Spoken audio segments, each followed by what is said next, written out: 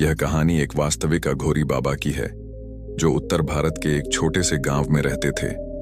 उनका नाम बाबा गंगाधर था और वह एक बहुत प्रसिद्ध अघोरी संत थे। उनके बारे में बहुत सी अजीब और चौंकाने वाली कहानियां प्रचलित थीं, लेकिन उनका जीवन बहुत ही रहस्यमय था। बाबा गंगाधर का जन्म एक साधारण ब्राह्मण परिवार में हुआ था। बचपन से ही उनका मन सांसारिक चीजों में नहीं लगता था। वह हमेशा ध्यान और साधना में लीन रहते थे। जब वह किशोर अवस्था में पहुंचे तो एक दिन उन्होंने अपने घर को छोड़ दिया और हिमालय की ओर प्रस्थान किया। वहां उन्होंने कई वर्षों तक कठिन साधना की। कहते हैं कि उन्हें भगवान शिव की अनुकंपा प्राप्त हुई और उन्होंने अघोरी पंथ को अपनाया। एक दिन बाबा गंगाधर एक छोटे से गांव में पहुंचे जहां लोग उन्हें देखकर डरने लगे। उनके पास जो भी चीज होती, जैसे माला, त्रिशूल या चादर, वह सब कुछ बहुत ही रहस्यमय लगता था। उनकी आंखों में एक अजीब सी चमक थी जो देखने वालों को भयभीत कर देती थी। उन्होंने अपनी साधना से गांव में एक भयंकर महामारी को समाप्त किया था।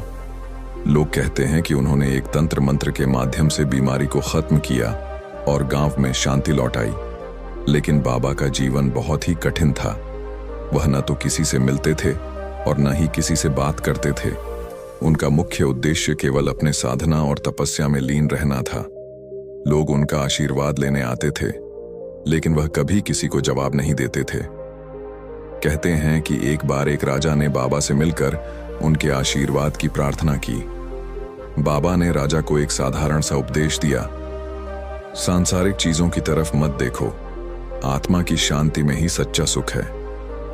यह सुनकर राजा हैरान रह गया, क्योंकि उसकी पूरी जिंदगी तामझाम और ऐश्वर्य से भरी हुई थी।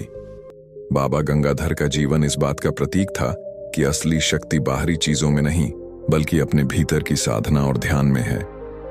उन्होंने अपने पूरे जीवन में किसी से भी कुछ नहीं लिया और उनकी साधना का परिणाम यह था कि वह सबके दिलों में जीवित रहे।